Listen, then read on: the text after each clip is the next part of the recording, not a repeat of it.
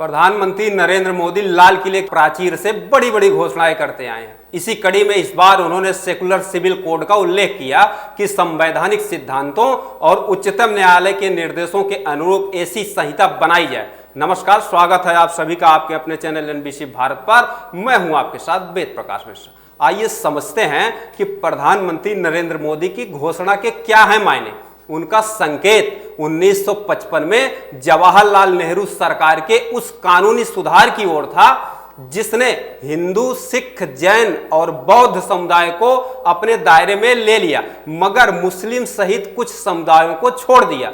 Hindu personal कानून में परिवर्तन के पीछे नेहरू सरकार की मंशा इन कानूनों को संहिताबद्ध करने की थी। जहां यह काम द्रुत गति से हुआ, वहीं समान नागरिक संहिता को लेकर के नेहरू सरकार ने कदम पीछे खींच लिए। संविधान सभा से ही मुस्लिम नेताओं ने इस मुद्दे पर जो दबाव बनाया, उसके आगे नेहरू सरकार ने समर्पण कर दिया। मजहब के आधार पर हुए देश के रक्त रंजित विभाजन के बावजूद भारत ने पंथ निरपेक्ष लोकतांत्रिक संवैधानिक राष्ट्र की राह चुनी। यह इसलिए संभव हो सका क्योंकि इसमें बहुसंख्यक हिंदू और भारतीय धरा पर जन्मे धर्मों के अनुयायियों की सहमति थी।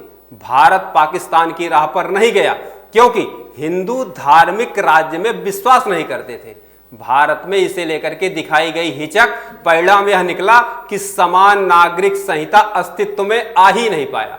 स्वतंत्र भारत में आरंभिक वर्षों में राष्ट्रीय नेतृत्व में जिस भीरुता का परिचय दिया, उसकी कीमत भारत को आज भी चुकानी पड़ रही है। सुप्रीम कोर्ट ने बार बार इस मुद्दे को छेड़ते हुए समान नागरिक संहिता की आवश्यकता पर जोर दिया। ऐसे में मामलों में न्यायाधीश ने कहा कि जब देश के 80% से अधिक नागरिक पहले ही संहिताबद्ध पर्सनल कानून के दायरे में हैं, तो शेष अन्य को इसके बाहर रखने का क्या औचित्य है। समान नागरिक संहिता लाने के फैसले को स्थगित रखने का कोई औचित्य ही नहीं बन रहा है। इसलिए प्रधानमंत्री मोदी का कहना है कि पूरी तरह से उपयुक्त है, यह समय आ गया है कि हम सेकुलर कोड यानी कि पंथ निरपेक्ष नागरिक संहिता की दिशा में आगे बढ़े। इस राह में सुनिश्चित करना होगा हमें कि मजहबी भावनाएं संवैधानिक मूल्यों प्राविधानों की राह में अवरोध न बने। जब भी मजहबी बातों और संविधान के बीच विकल्प चुनने की बारी आए, तो सदैव संविधान को प्राथमिकता दी जाए। Get ready for the ultimate experience at the Sports and Fitness Expo 2024. Join us at Pragati Maidan from the 29th to 31st of August for an event like no other. This is the 12th edition of the Expo and it's bigger and better than ever before. With over 25,000 business visitors, more than 40,000 products on display, and live game activities that promise a lot of fun. This is an event you simply cannot miss. So what are you waiting for? Come on and join us at the Sports and Fitness Expo 2024.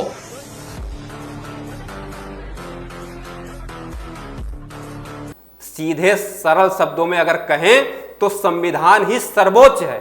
कुछ इसी प्रकार का संदेश स्वतंत्रता दिवस पर प्रधानमंत्री के भाषण से झलकता था। भारत के संविधान की सर्वोच्चता को सुनिश्चित करने के लिए समान नागरिक संहिता को हर हाल में लागू किया जाना चाहिए। उम्मीद है हमारी यह रिपोर्ट आपको पसंद आई होगी। आपसे भी उम्मीद है आप ये वीडियो लाइक करेंगे, शेयर करेंगे और कमेंट सेक्शन में जाकर के बेबाकी से अपनी प्रतिक्रिया अवश्य देंगे। नमस्कार।